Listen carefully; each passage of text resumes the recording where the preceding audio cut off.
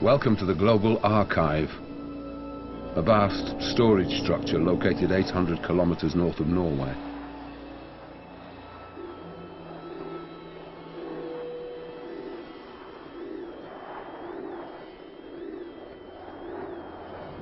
It contains the artwork from every national museum.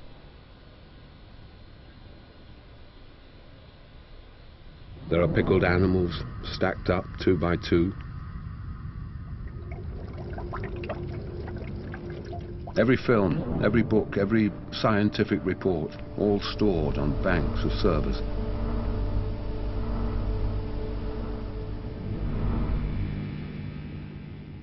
But the conditions we are experiencing now were actually caused by our behavior in the period leading up to 2015. In other words, we could have saved ourselves.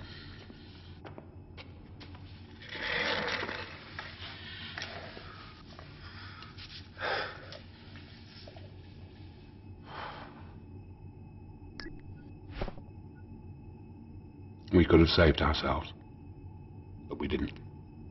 It's amazing. What state of mind were we in to face extinction and simply shrug it off?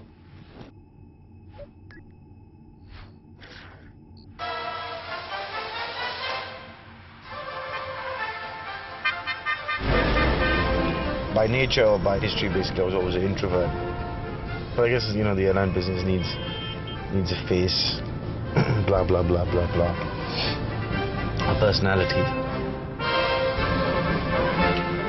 Here, 32-year-old entrepreneur Jay Wadia is starting up India's third low-cost airline in 2005. Time for India is now. The time for developing businesses in India is now. He's got 1,200 employees, most of whom have never set foot on an airplane. What are the different kinds of hijackers that you might have? Uniforms. Uniform 31st March. Do I care? 31st January. Do I care? Dave? Why are you scared of a little smoke? You're going to be scared and run. Ask fire. It's not a toy. It's not a perfume bottle. You got to aim it, hold it. That's it. I was in London at the time when Stelios basically, created EasyJet, and I was always fascinated with basically how he did it.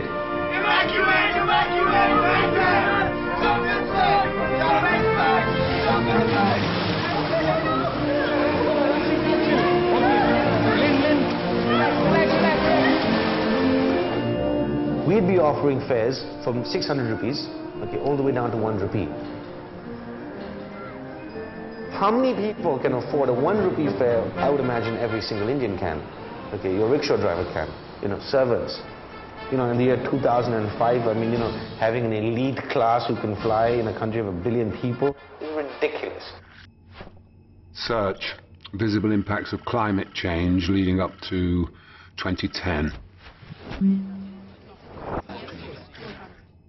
101 degrees Fahrenheit. It's the hottest day ever recorded.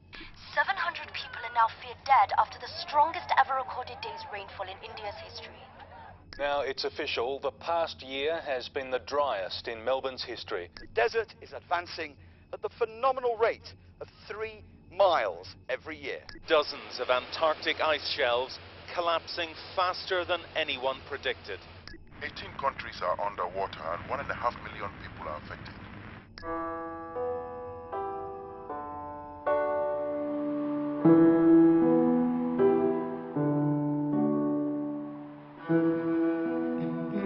Quand j'ai vu toutes ces montagnes, cette beauté, enfin, c'est merveilleux, quoi. Et là, vraiment, c'était le coup de foudre. J'ai réussi mon stage de guide en 1956.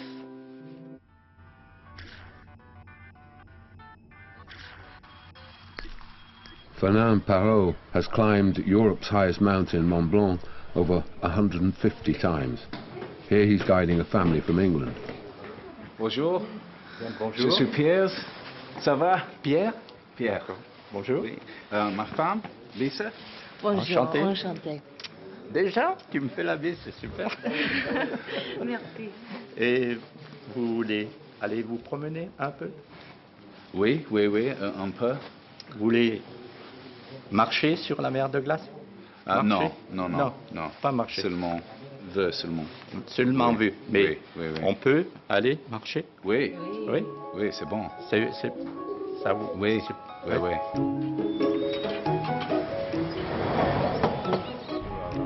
At 82, Fernand's the oldest guide still working in France. Over his lifetime, he's witnessed huge changes in the mountains. Quand vous étiez jeune, oui. La température, pourquoi? Comment?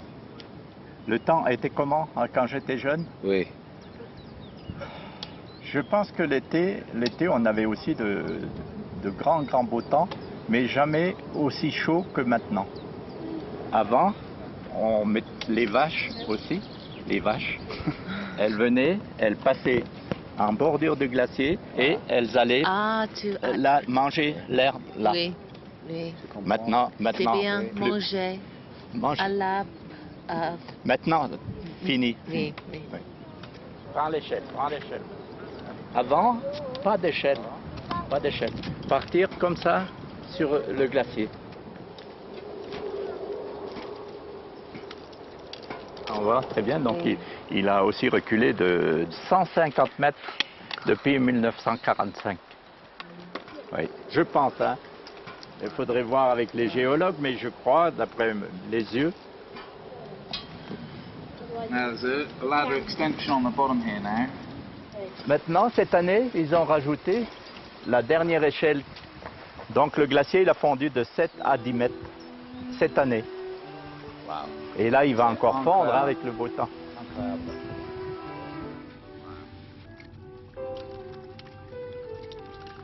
Extraordinary to think that these are the Alps in December. Here in Chamonix, as across the Alps, there is a dramatic lack of snow and exceptionally warm temperatures. It is a glimpse into the future. More than half the ski resorts in Europe could shut down in the next 50 years because of global warming. So we won't be able to go skiing. Big deal. But the thing is, it's not that, is it? That's the whole point. The fact that you can't go skiing anymore, or that the glaciers are melting, is not really the point. The point is that that's a signal that basically the Earth is destabilizing.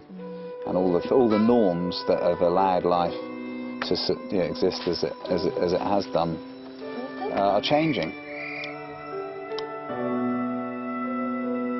Maintenant, avec le réchauffement, c'est différent. J'ai l'impression maintenant qu'on n'a plus que 2 saisons. L'hiver rejoint l'été sans qu'on s'en aperçoive, quoi.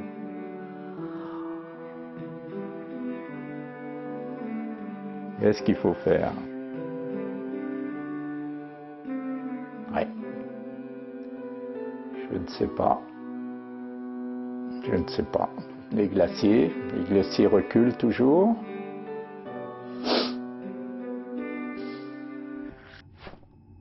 List climate change, major events up to the present day.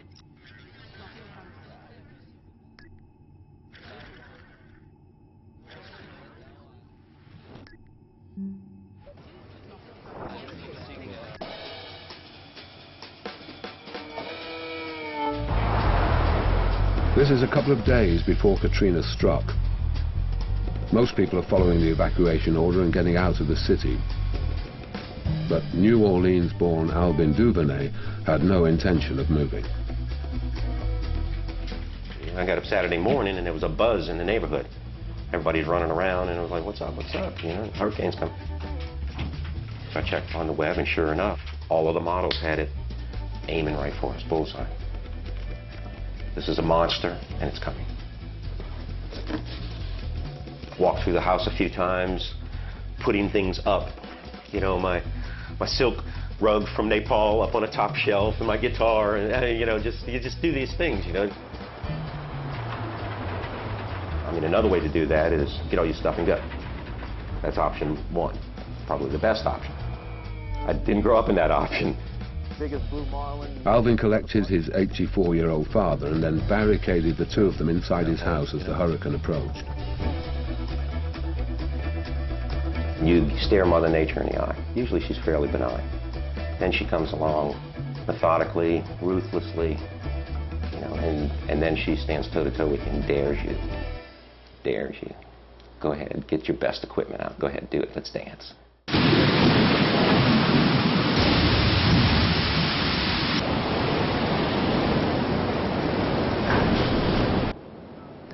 I think one's got to be very careful about attaching a particular event to global warming. But nevertheless, the intensity of hurricanes is related to surface sea temperature. So increased intensity of hurricanes is associated with global warming. By first light, the water in Alvin's house was chest deep and still rising. So he helped Alvin Sr. into their boat and headed for dry land. And at this point, the boat's floating, so it's no big deal to launch the boat. It's launched. There's no landmarks, really, to speak of. That's a real different perspective, driving through your neighborhood at tree level.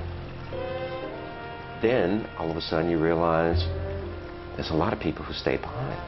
There was no Coast Guard or police, or most of our National Guard was elsewhere in the world. Iraq, Afghanistan. Alvin rescued over 100 people and their pets over 2 long days, including a 95-year-old man and a 6-week-old baby. When that little basket came out of the window, that was a pretty special time. And just this peaceful, eyes closed. I mean, it just stops you in your tracks. Just dead stop and say, take a breath, you know. There's nothing more impressive than that. Alvin's neighbors were the lucky ones. Hurricane Katrina was America's worst weather-related event to that date, but it was just a taste of what was to come. It is our fault. After years of debate, some of the world's top scientists have concluded... Unequivocal is the word they use. Human activity is contributing to changes in our Earth's climate, and that issue is no longer up to debate. In Andermatt, they've covered a glacier with a special protective sheet to reduce its summer melt. One way I do my bit for the environment is turning to 30 with Ariel. This is offsetting all those flights that I take, that I have to for my job. David Cameron even wears recycled shoes made from old fireman's trousers.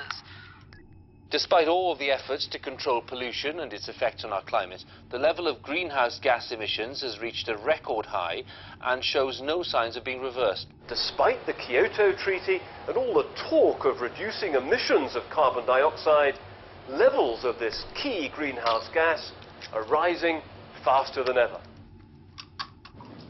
6:30 a.m. on a cool autumn morning, and Alvin's heading off to work, searching for more oil. Ironically, the oil infrastructure off the coast of New Orleans suffered major damage during the hurricane. But Shell moved fast to carry out repairs, and just 9 months later, the rigs are online and everyone's back at work. Oil was formed when ancient plant life in the oceans absorbed energy from the ancient sun. As these plants died, they settled on the ocean floor, along with the dead bodies of tons and tons of ocean creatures. Over the millennia, temperatures increased, and the organic matter was gradually cooked until the sun's energy was stored inside oil. 150 million years later, Shell's geologists analyze where the oil might be, then drill 3 miles down into the seabed to collect samples.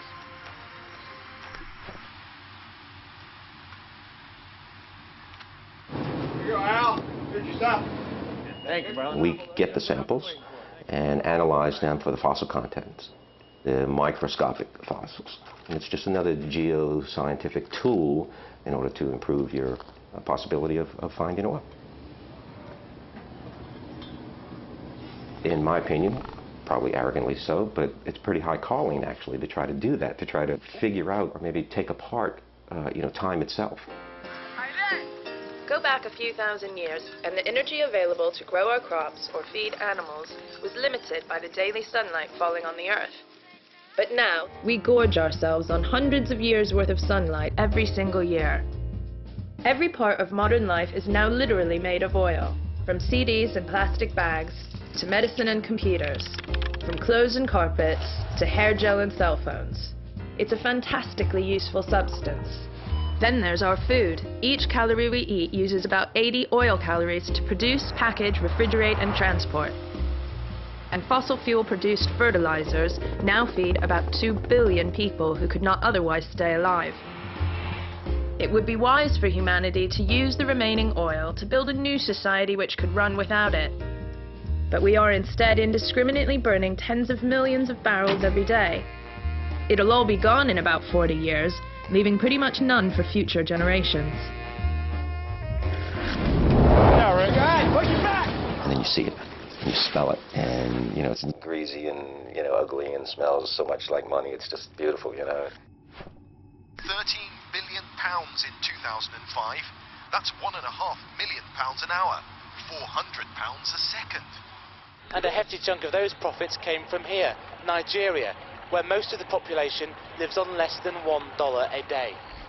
This is the water we drink. There's a lot of frog inside, toads, any germs you can find inside here. With the help of a microscope, you can see the disease we have inside. And we thought that if we introduce Shell into this community, that we change all this water, but it still remains the same.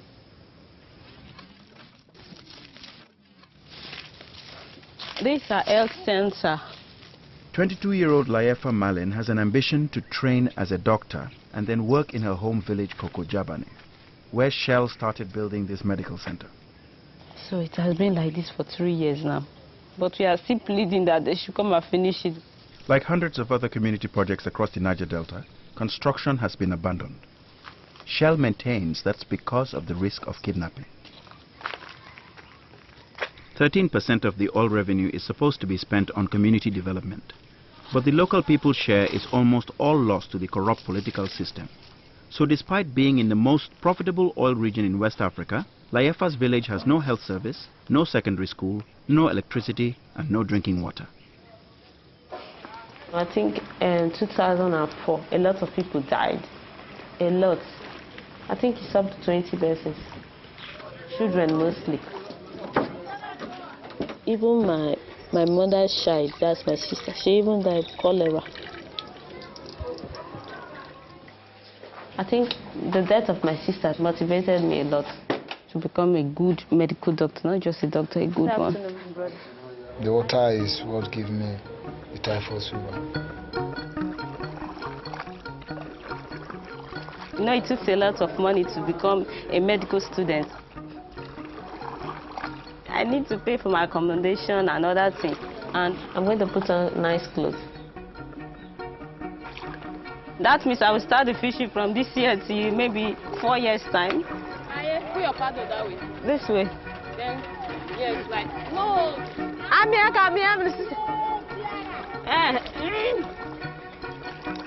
The fishing is not good because of the oil spill. They're killing most of the fish. And we don't even have big fish again, just small ones. Oh yeah, what bag would I Can it dip out? Sometimes the oil will be all over the whole fish. So you have to wash the fish, maybe with Omo.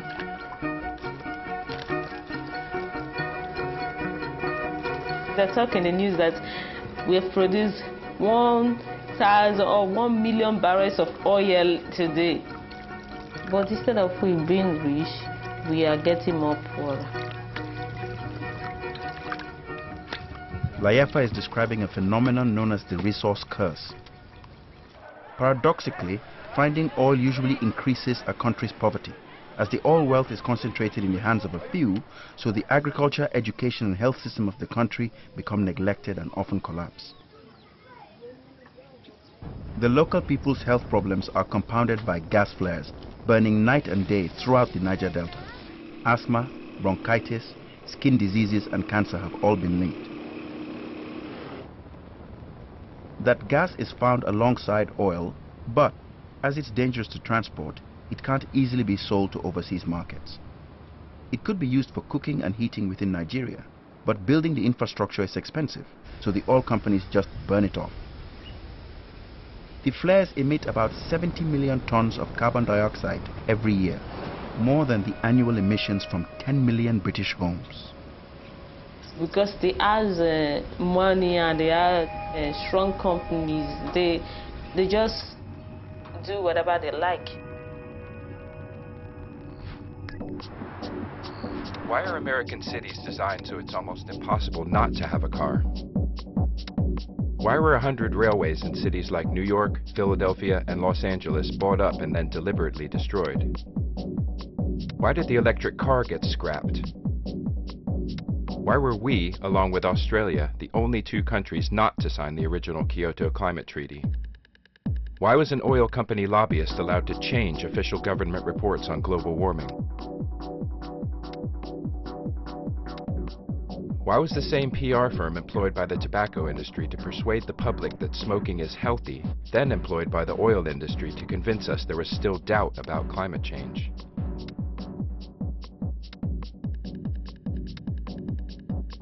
Alternative energy has been available for 50 years. Why have we barely used it?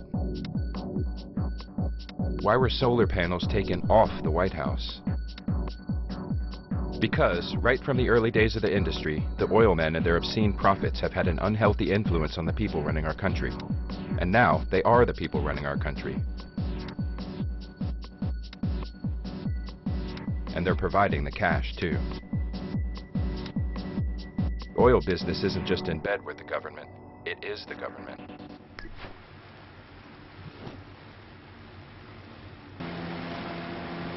Here, Layefa is going to a nearby village, Odiama, that was massacred by the government. The village was involved in a dispute about ownership of a piece of land on which Shell planned to drill for oil. The government claimed that the village was harboring terrorists and, when they sent the military in to find those terrorists, the villagers opened fire on the soldiers. Layefa has gone to hear the villagers' side of the story from Momiaka Weked. 14 speedboats was coming, filled with military men. Then we saw 4 gunboats. The next thing, yeah, boom, house is burning. So we said, hey, let's run. The whole island is shaking. There was a building here. They come and burned it down. So the one that managed to escape ran down into the forest, and most of, even 2 kids were died here. 2 kids.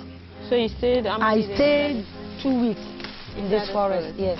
No food. No food. You didn't taste anything? Plucking leaves. But right in the bush, you can imagine what will happen to water there. We drank those water, and so many children died. By then I was pregnant. So when I delivered this baby, because of the dirty water we drank, and when I gave birth to him, he was stooling and vomiting. Then I lose him.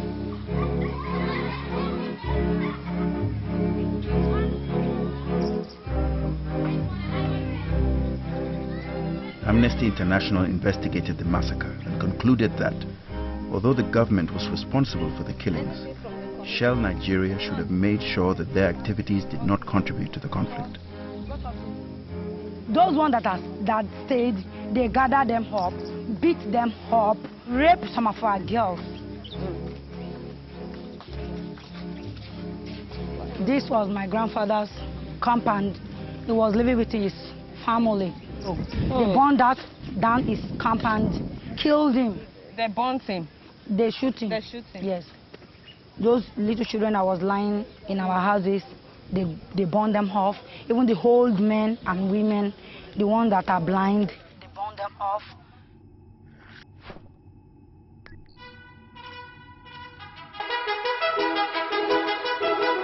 Human history is littered with the corpses of people who had stuff worth stealing.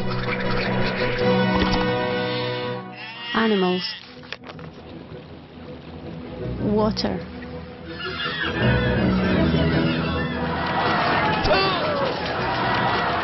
Shiny things.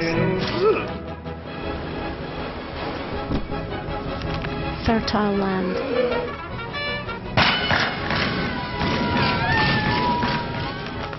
Spices.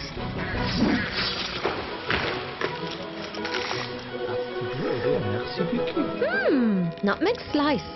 Tea?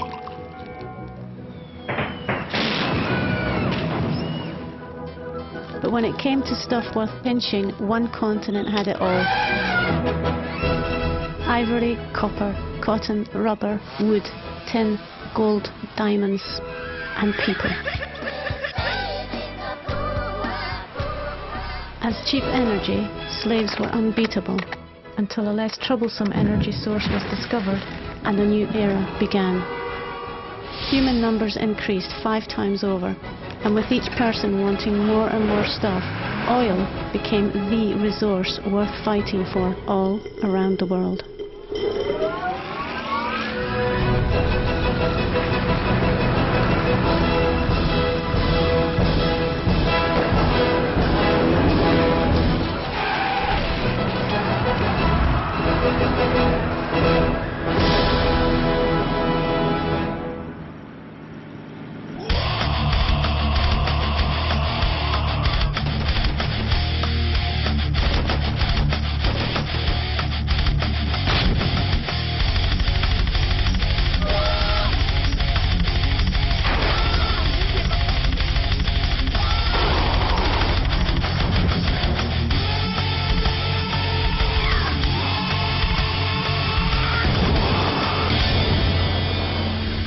Well, you want to know the real reason we went to war in Iraq? According to former Federal Reserve Chairman Alan Greenspan, it's simple, 3-letter answer, not WMD, it's OIL. I am saddened that it's politically inconvenient to acknowledge what everyone knows, that the Iraq War is largely about oil. You might read the ex-chairman of Shell that said over the weekend that oil could hit over $150 a barrel as world production begins to peak. Not really good news for a country whose entire economy, not to mention its entire way of life, is based on cheap oil.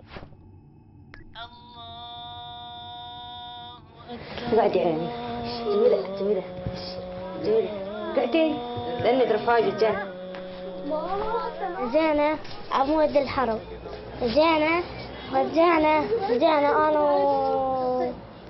والحجية جينا ورجعنا بعدين رجعنا كلنا عائلتنا ورجعونا بعدين جينا أنا ونورة وعدنان وطوبانا ورحنا يعني وجينا بعدين أجرنا لنا بيت.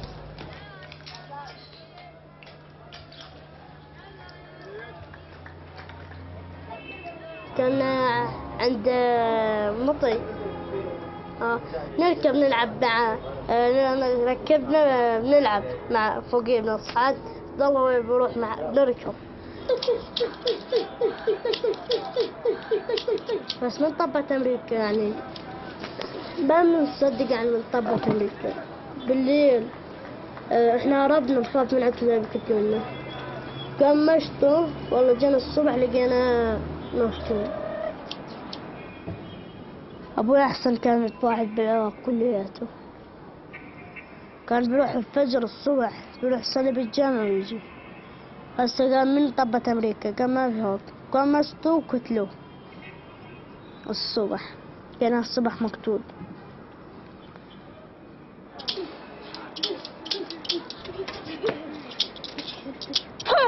أتمنى يعني أبوي من مات لما قتلوه يعني ما بصدق أنا مقتله.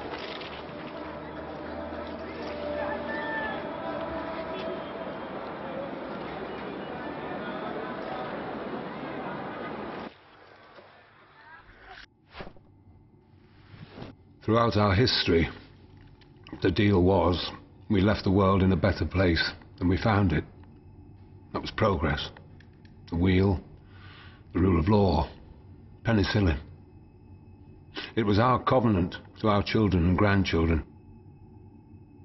My children weren't angry with me for breaking the covenant. They were too busy trying to stay alive to waste energy on blame, trying to negotiate their way through food riots and refugee camps and the collapse of society. But I think my grandchildren would have been angry had they survived into adulthood.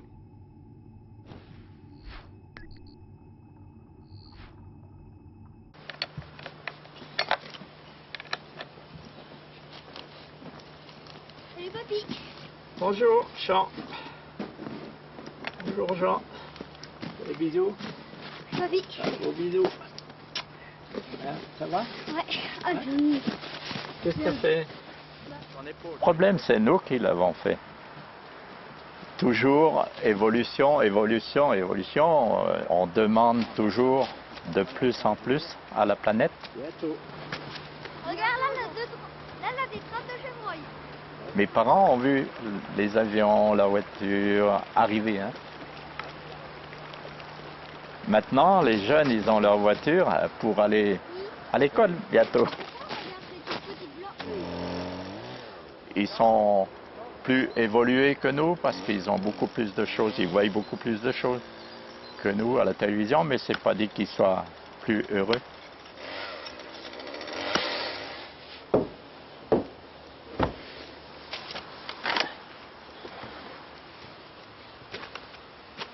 Quand on était jeune, on n'avait pas l'eau, il fallait aller chercher l'eau, donc on faisait attention. Comme pour l'électricité. Aujourd'hui, il fait jour, il y a le soleil, on n'a pas besoin de la lumière. Et ça, nos parents savaient nous le dire, nous. Mais je crois que nous, on n'a pas su le dire à nos enfants.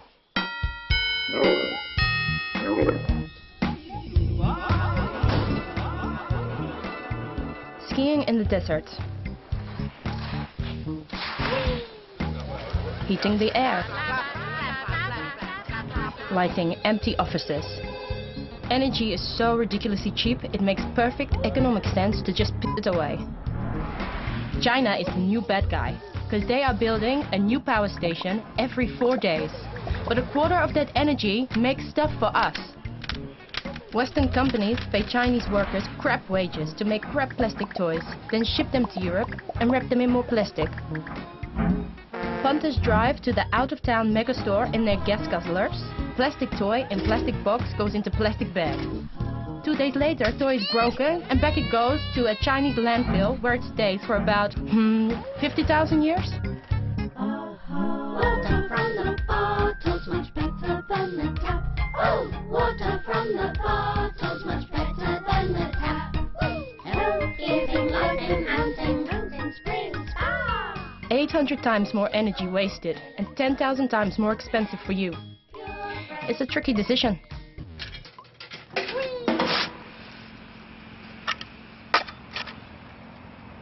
Quand j'ai construit ma maison là, en 63-65, ils construisaient aussi le tunnel du Mont Blanc.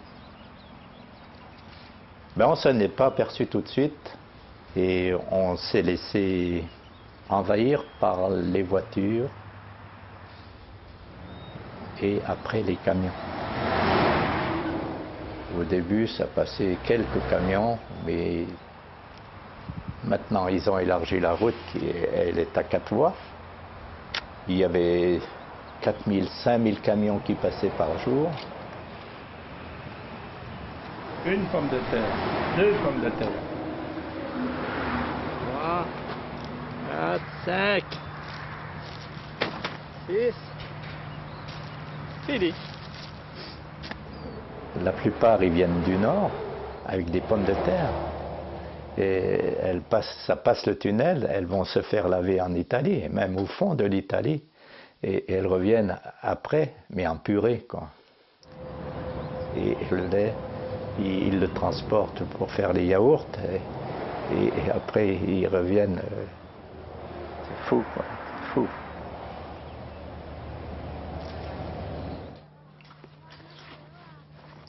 قد أمريكا يعني مو زينا احنا لازم شوف هنا تتكسر هاي لا هذا يعني فيش في أي مزاح بكبها. هذا أمريكا فالعني بريطانيا كليات بيلبسوا بيذبوها يجيبوا بضايع حاويات احنا بناخذها نصلحها بنظبطها وتتم نبيع.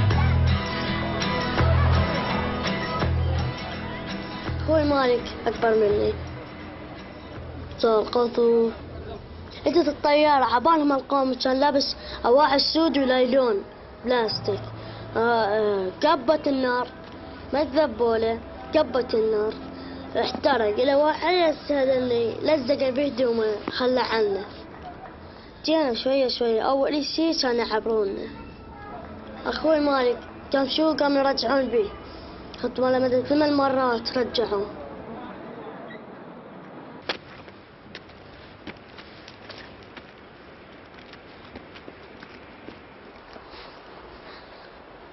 لو ما عنده تلفون وجمالك وما عنده تلفون انطيه تلفونك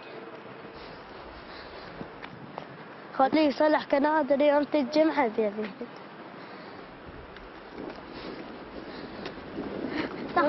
يمشي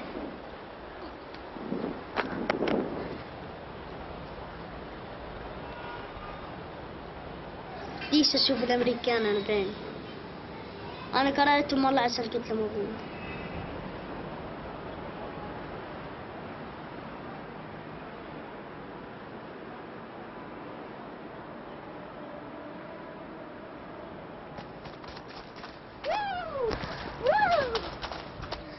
هذاك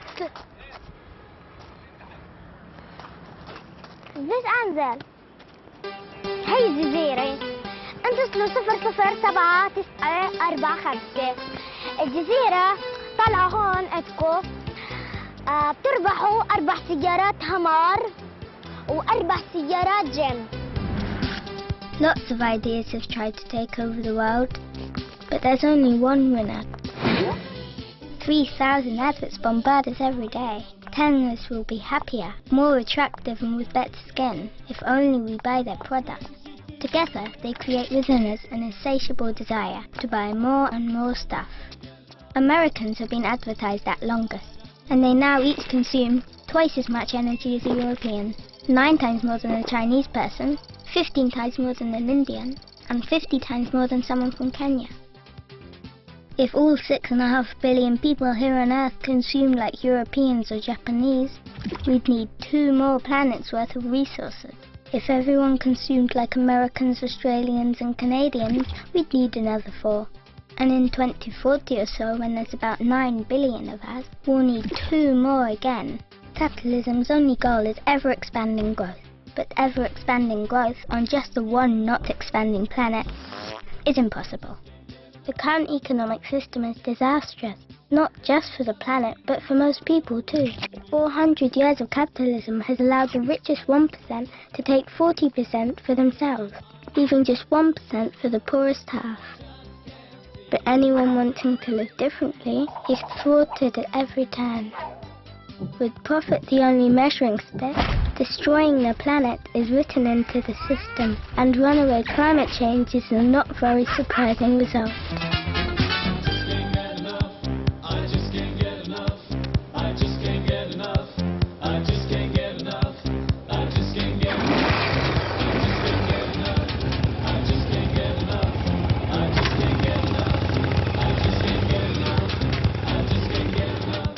The logo effectively is color. You know, like today, you know, Orange Telecom, they have orange and black. Our logo is fluorescent color.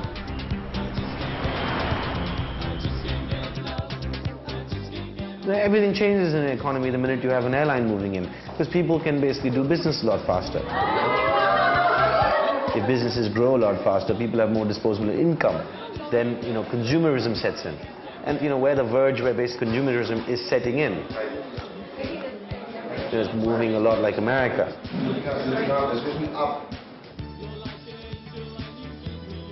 Yeah, I'm not happy living this kind of life, but at least at 23 I should be in better place. I always want our place to be like in America, in a comfortable house, flashy cars, drinking good water, eating good food. I always want our people to, at least my people, me, myself, to live that kind of life. It's a beautiful life. If you're living that kind of life, you won't even like to die. You just want to stay on earth forever.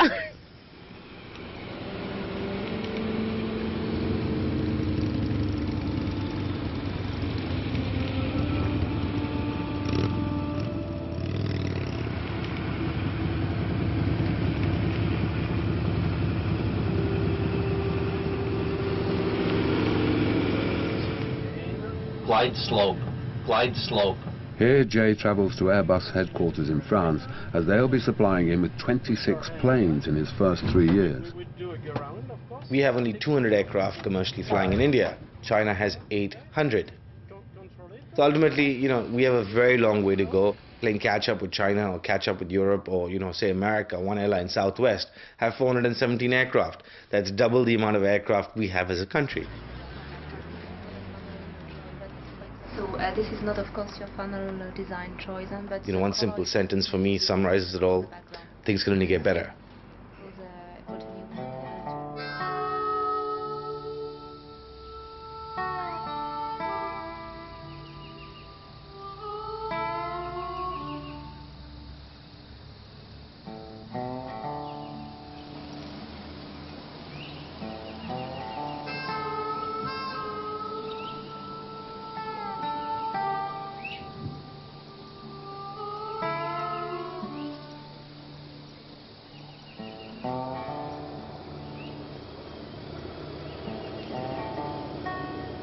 My main house was, it had 10 feet of water and it marinated in that sludge for, 3 weeks almost.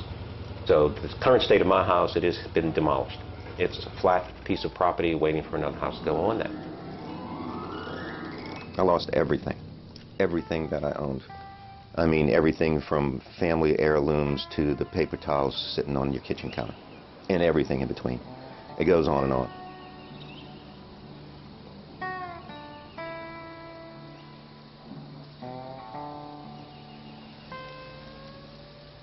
Two beautiful, beautiful oak trees I did not lose.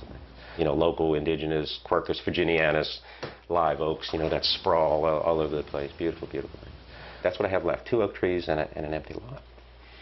Everything else is gone. That sucks.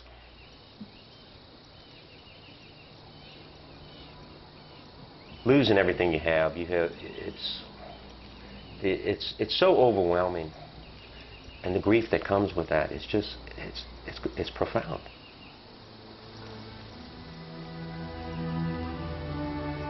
We had an unspoken collective pact to pretend climate change wasn't happening, as though as long as we ignored it hard enough, it wouldn't be true. Not absolutely everyone. A few were shouting fire.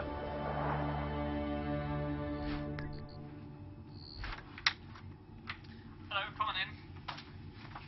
One of the greatest difficulties with climate change is that the effects of our emissions today are not actually realized in terms of the temperature for 30 to 40 years, so there's this time lag in the system, which makes it difficult for us humans to respond, because we're evolutionarily equipped to deal with very immediate threats like advancing armies or dangerous animals. We're not so well equipped with dealing rationally with very long-term problems like climate change. So we have to act now to stop something happening in the future. If we wait until the full temperature effects are already upon us, then it's far too late to stop. If you remember one single number above all else, make it 2 degrees. Now everyone in the world pretty much, the European Union, big multinational corporations, Greenpeace, political parties, all agree that we have to stabilise global temperatures within 2 degrees above pre-industrial levels. And the reason for that is because if you cross that threshold, then there are tipping points in the Earth system which could drive the warming process essentially out of control. Huge amounts of carbon could be coming out of the world's trees and the soils, methane could be coming out of the permafrost in Siberia, and it's that extra input of greenhouse gases into the atmosphere which then leads us up the worst case scenarios to 6 or more degrees and the eventual wipeout of most of life on Earth. So our emissions have been going up between, let's say, 1950 and now.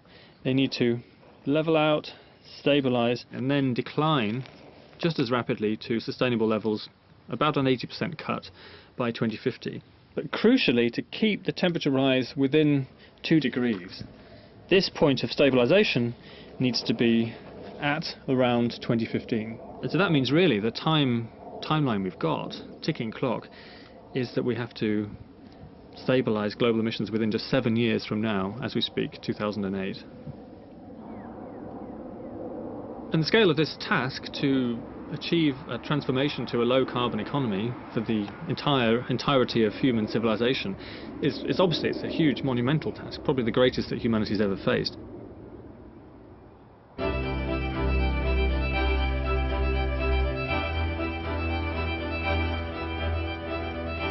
Remember the English family who went to see the glacier? They're back home in Cornwall, southwest England, inspired to start tackling their own energy wasting.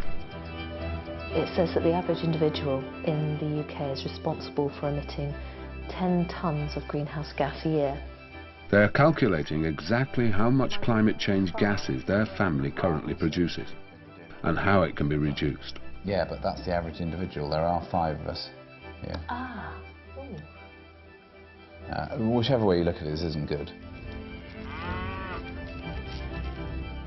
We produce about half of our food, and we try and keep our consumption of meat and dairy down. My car runs on chip fat, and we do cycle when we can. We've just got our own wind turbine, which will produce all our own electricity. We're aiming to cut down to about 1 tonne each per year, which is apparently the sustainable amount that the world's trees and plants can reabsorb. But the big problem is flying. Just one return flight, say London to New York, would blow our entire carbon budget for about 3.5 years. Apparently, other than setting fire to a forest, flying is the single worst thing an ordinary individual can do to cause climate change. So it's a bit of a dilemma because we've just been invited to go skiing in France. They're now flying from Newquay, which is our nearest airport, it's like 40 minutes from here, to Bergerac, which is like, you know, an hour and a half or something from it. And literally we could leave here in the morning. We live like in Cornwall. We could leave Cornwall in the morning and be in Bergerac by sort of for lunch, after lunch. But if you actually think this is going to cause the death of people, it's actually going to affect people and make that direct connection, then it is a really scary thought.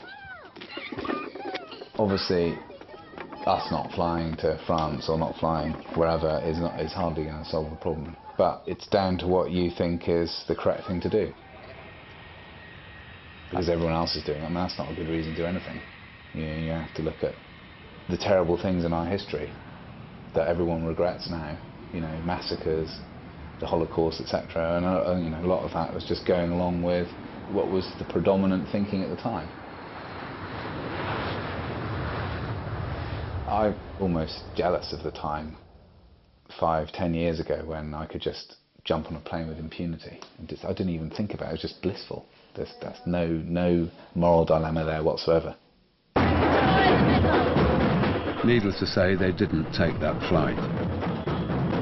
And joining a climate change protest march may not be everybody's idea of a 10th wedding anniversary, but Piers and Lisa have shared ideals from the moment they met. My friend, we went along to the party together, and she just basically took me straight over to Piers and said, hey, look, Piers, this is Lisa, And that was it. That was it. We just spent the whole evening talking about wind turbines. Piers has been developing wind farms in Africa, America and Britain for over 15 years.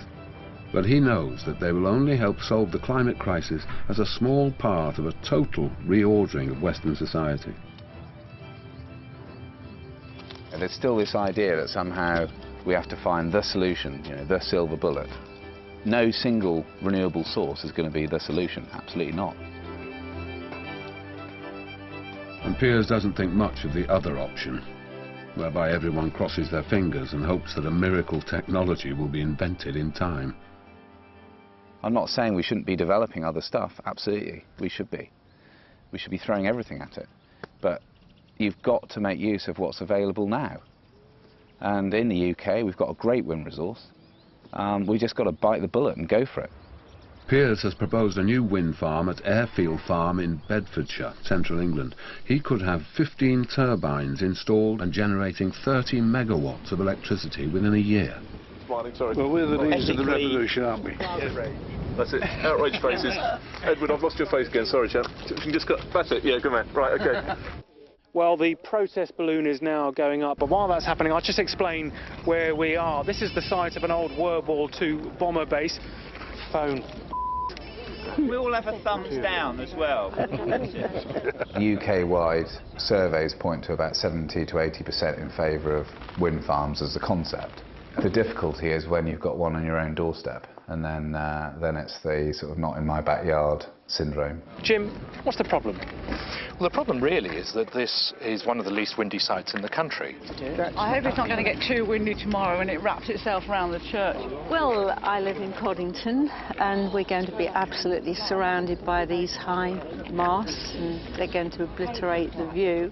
What it normally always comes down to with wind farms is aesthetics.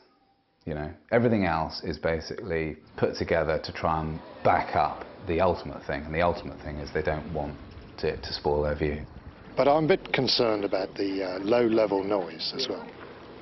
The wind farm site is right next to the world-famous Centre Pod drag racing strip. Anybody you ask it, nobody's against wind energy. That's the point. Yeah. It's against inappropriate wind energy use. Okay. Hypnotic. You're driving along and you tend to see the sails revolving and you're not concentrating on the driving.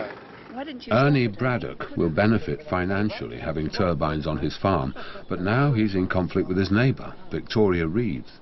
Well, everyone is very unhappy about it. We're going to lose the value on our properties. We're not going to be able to sleep. It will make a difference. Ernie, you have no idea.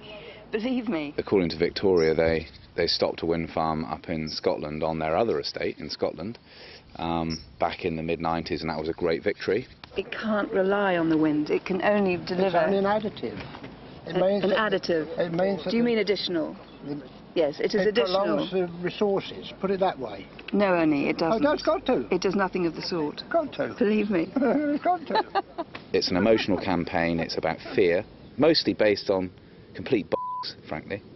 But never mind, facts are not a problem, It's a fair fight. Yeah. And I hope you lose. All right.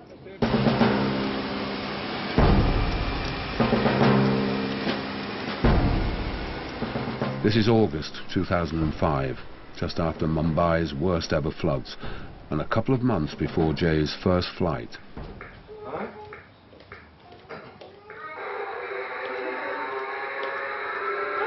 Show Daddy how good you are at this. Show Daddy how fast you can go. Come on. Rest. Oh.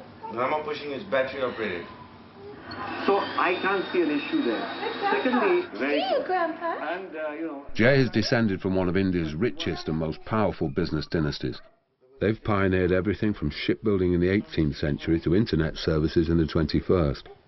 In a roundabout way, his privileged upbringing sparked the idea for the low-cost airline. What do you want me to do? I'm going to the airport. Throughout basically my life, from a young age, I mean, I used to hang out with basically in terms of, you know, the servants' kids, you know, and that sort of stuff. And, you know, when you go home, you say, you know, you suddenly think, why the hell do I have so much? And these guys have nothing. You know, that sort of thing. And that constantly ate me up. You know, everyone is here for a purpose. The idea is to realize what your higher purpose is and then understand how you're going to fulfill it. And eventually I realized what my higher purpose was. It was to ensure that I eradicated poverty.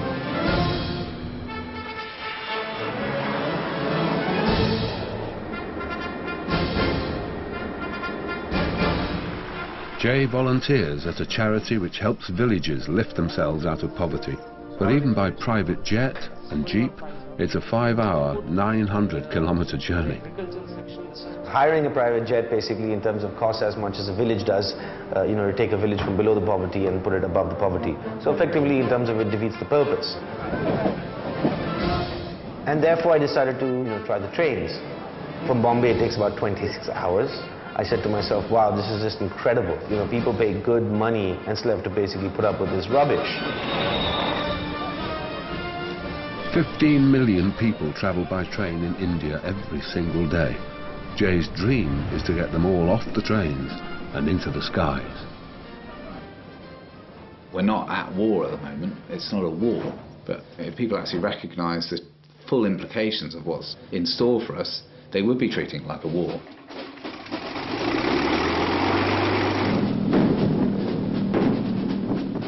You only got to take Airfield Farm, for example. I mean, that was a US airbase. You know, people flew out of there and died for a cause which was massive at the time, a global problem.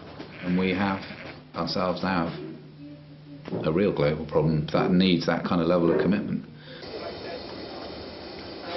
There are many other industries that need to be looked into first before aviation. It's not a question about choosing one industry to target, you know, because ultimately we all contribute to greenhouse gases. We all contribute to the crisis that we have today with the planet. So ultimately, in terms of, you know, ensuring that our planet is safe and healthy, is each one's you know, job, task. Whether you do it in your own way by using less tissue paper, using less paper so the trees are not cut, buying green cars or not flying. You know, obviously, if you're not doing it, the demand goes down. The demand goes down, the supply goes down. You know, life's about demand and supply, or supply demand. We don't catch a lot of fish anymore, so I decided to join into another business, that's diesel business, to make quick cash for my college.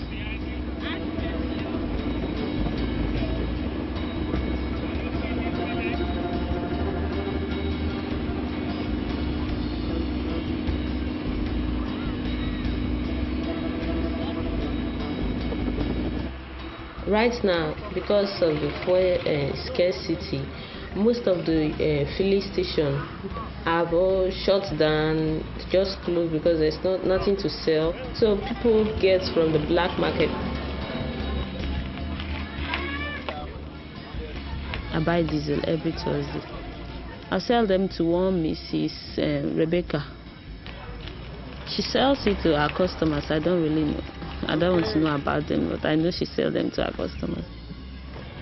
It is fresh food, but has a larger profit than selling the fish.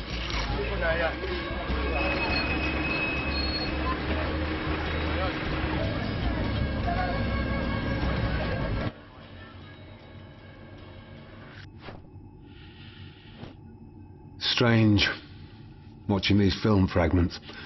It's like looking through binoculars, observing people on a far-off beach, running around in circles, fixated on the small area of sand under their feet, as a tsunami races towards the shore.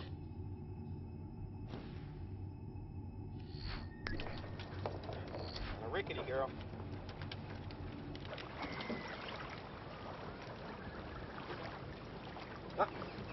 Here's Alvin.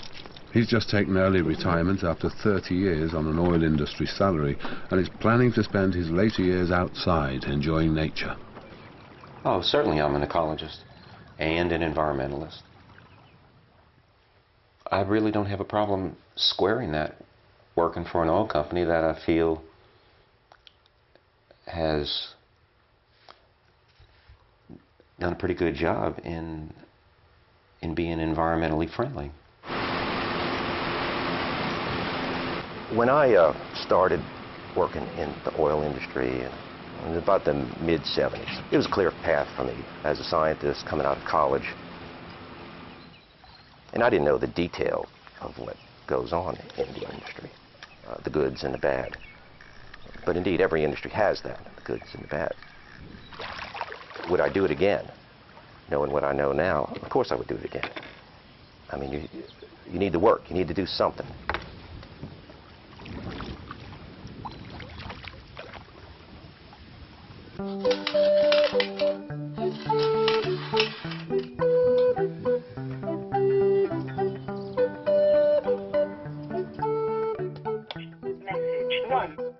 Airfield wind farm goes ahead, then we begin to sabotage it. It will be destroyed.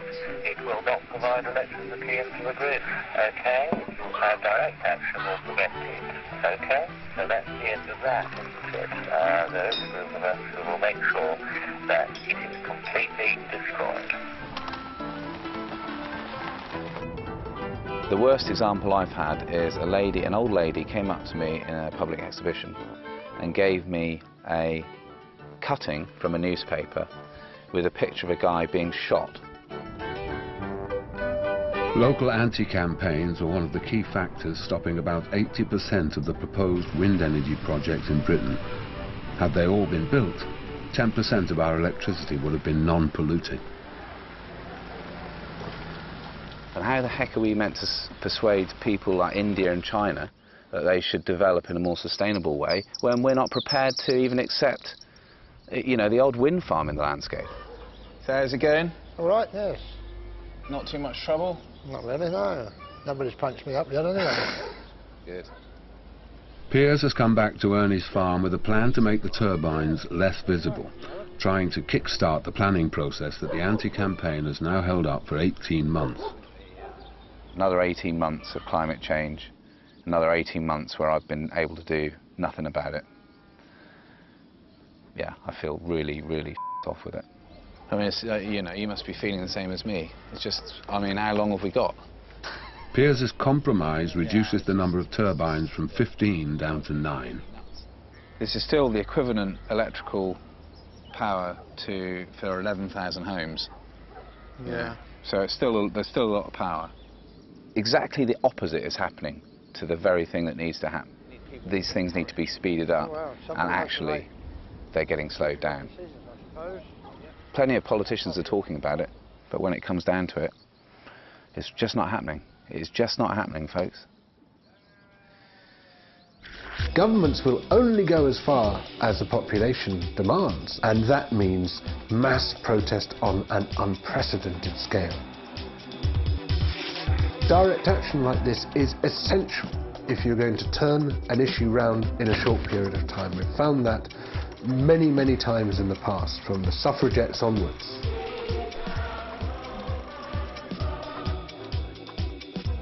The very fact that the crisis is taking place within our generation, and it's happening right now, means that we are tremendously powerful people. So this position of despair and I can't do anything and there's no point is completely illogical. It's exactly the opposite.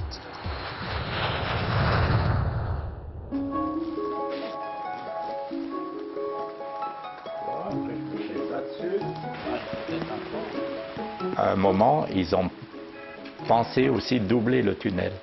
Donc à ce moment-là, les chamoniards se sont enfin réveillés. Donc il y a une association de dire non aux camions, donc et moins de transport inutile.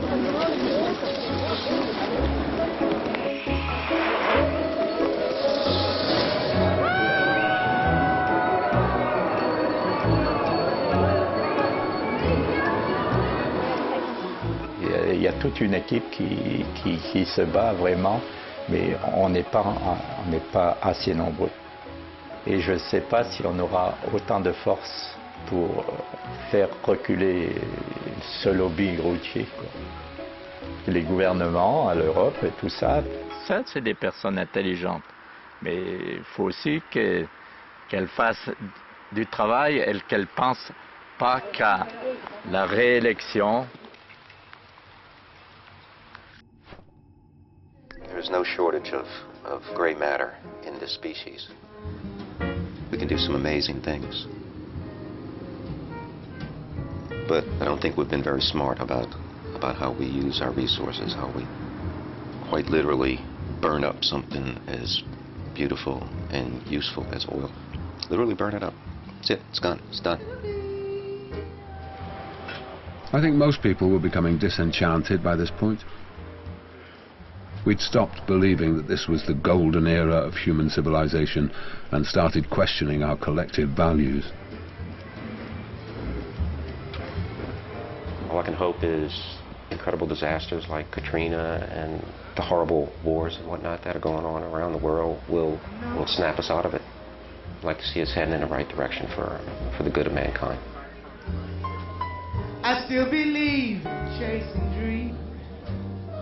Hey, how you got me. Jack and Rocks. Perfect. You know what I like. I had my share. I drank my fill. And even though I'm satisfied, I'm hungry still. Before this disaster, I had a lot of stuff. I was a classic consumer. 2 years later, I've learned a lot about happiness and the pursuit thereof. So here's to life and every joy. The happiness is not in the latest gadget, the electric toothbrush or something like that. All of that stuff, it's just not the stuff of life. Not for me anymore. Here's to life. Here's to love. Here's to you.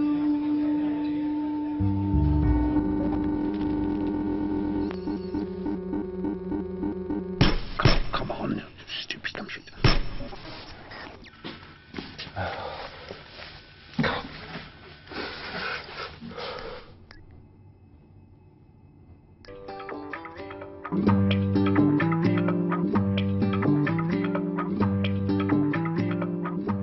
Climate scientists can estimate how much of the remaining fossil fuels we can safely burn. This amount is called the global cap.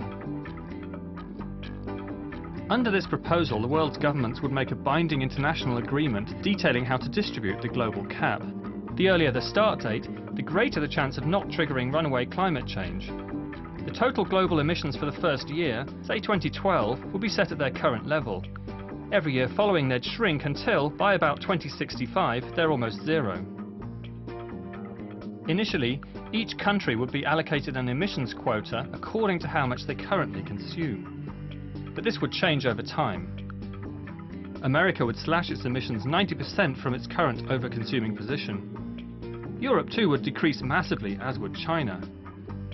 But India and Africa would increase until, by about 2025, each human being on the planet would have equal rights to the Earth's resources. Equity is the only option morally, and also practically, as developing countries won't sign up to anything less. The total emissions would then keep decreasing every year, until by 2065 we'll have weaned ourselves off fossil fuels and prevented the worst impacts of climate change. As to how each country divvies up its share to its citizens, there are various options on the table, the most promising of which is individual carbon rationing. Mr. W.S. Morrison is here to explain. If, in the course of the war, we are short for a time of this or that article of food, rationing will give everyone, rich and poor alike, an equal share of all that's going. Under this scheme, everyone in the UK would be allocated an annual carbon allowance. Stored electronically, rather like a supermarket loyalty card, points would be deducted every time we buy or use non-renewable energy. For example, using electricity to power appliances in the home. Or travelling somewhere by plane. Or even buying petrol for your car. The best way you can help is by rationing yourselves. I'm sure that all of you will buy your fair share and no more. Airports were expanding all over the world to cope with the exploding number of cheap flights we were all demanding. And Jay was doing everything he could to join the party. Ultimately, the art is to, hug and then kick. She thinks that PSF is payable. You're saying that PSF is not payable. What's wrong with you? Now. Yes or no? Did I ask you that question or did I not ask that question? You're suspended. You're suspended. Both of you come to my office right now. Does it take more than 10 minutes to clean this? Keep paint with you. So what does it taste like? Maintaining my brand means something to me, okay? If I see my step ladder like this, and if I find one dirt, you'll be fired. Okay?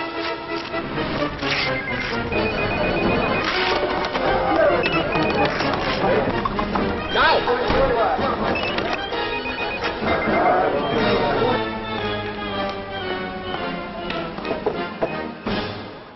Mr. J. Wadier. Yes. I would like to give you your air operator's permit to start commercial operation.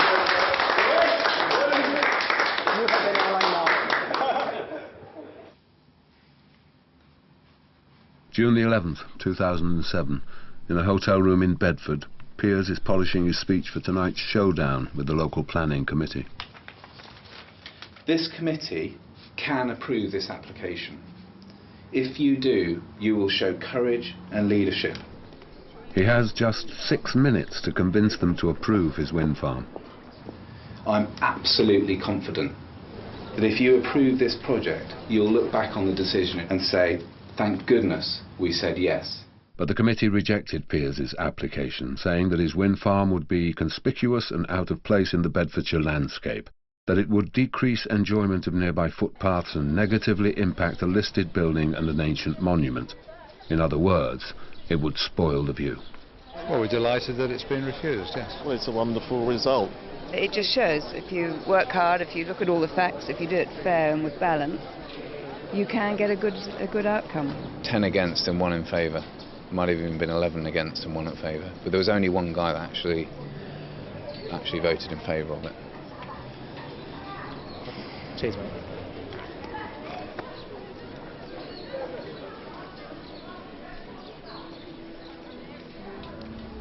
Oh, hi, Mum, it's Piers.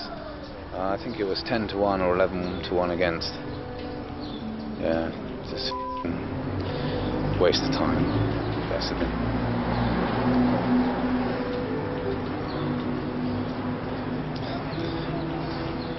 I could have said anything, to be honest. I don't think it would have made any difference. Of course, worried about global warming. I mean, that's got to be something that we're all concerned about. I mean, we're all doing our bit to try and conserve and looking at renewable energy, of course, absolutely. Yeah, I mean, we're part of the yes.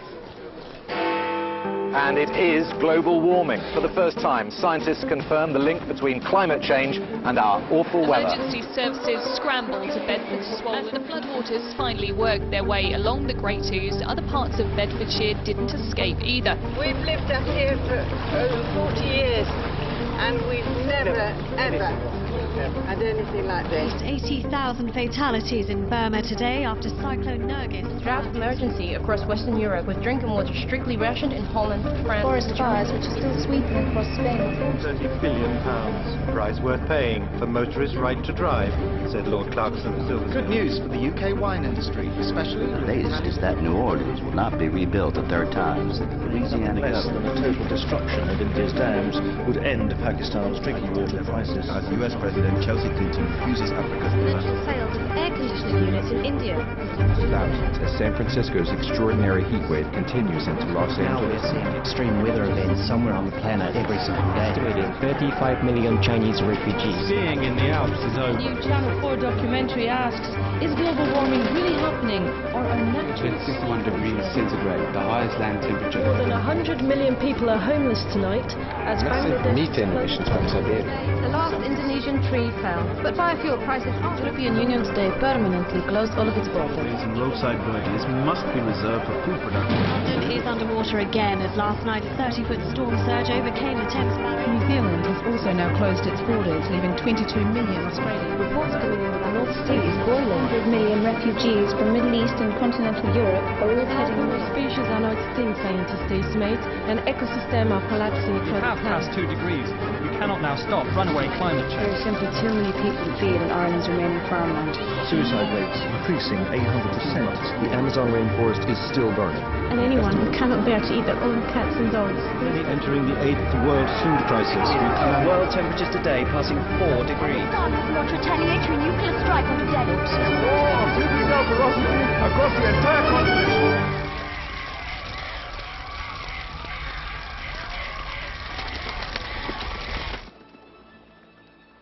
We wouldn't be the first life form to wipe itself out.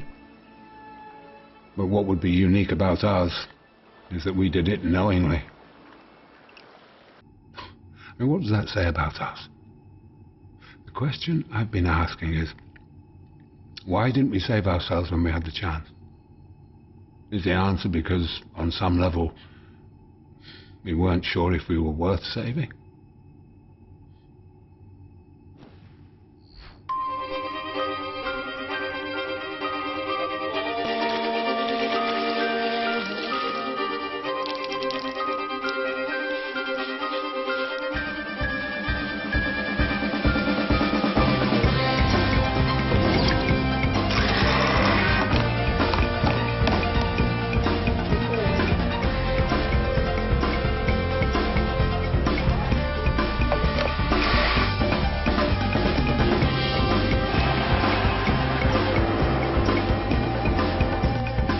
En montagne, on est encordé. Le risque est le même pour toi que pour moi. On sait que le réchauffement, il va aller de plus en plus vite. Donc la situation va être de plus en plus grave pour tout le monde, pour tout le monde.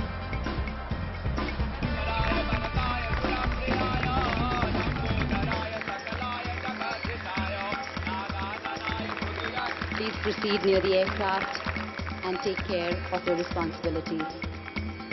You know, if all of us stood united in terms of the world, it would be very different in every way. But unfortunately, that's not the reality. If we can't even stand united on eradicating poverty in the world, what does health of the planet have any chance? Through being a medical doctor, I really want to be famous. I know it's not easy, it's hard work, but that's my dream. I should say congratulations. I can see that your documents are okay to give you admission. Thank you, sir.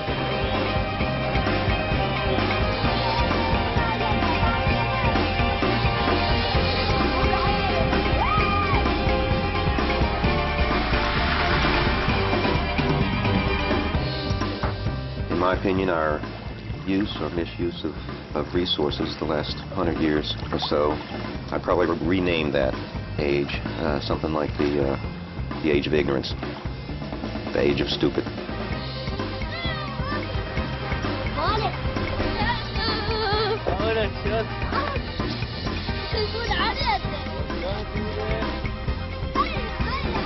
والله مستقبلي كل شيء بالعراق هيك مع أصحابي بعد جنبهم. بعزف أهلي كلياتهم بيجوا، يعني فرح بصير فرح مش منه بالعراق كله، بالعالم كله.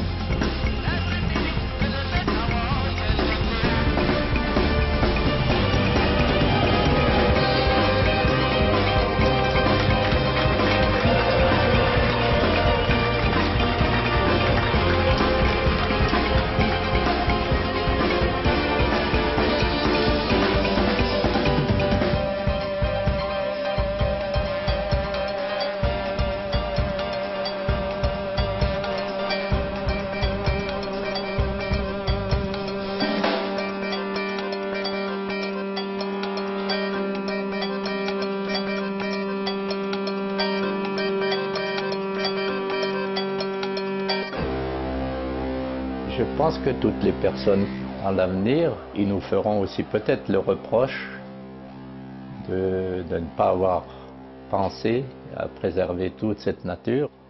On a su en profiter, mais on n'a pas su préserver.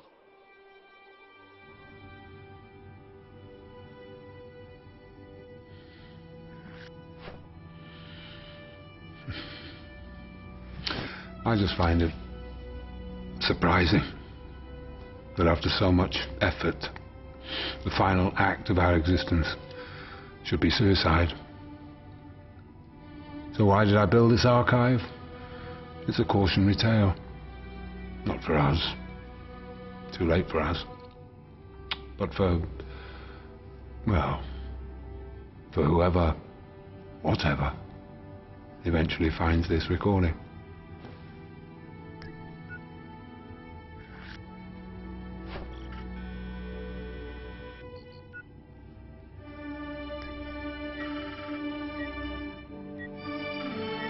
And away you go.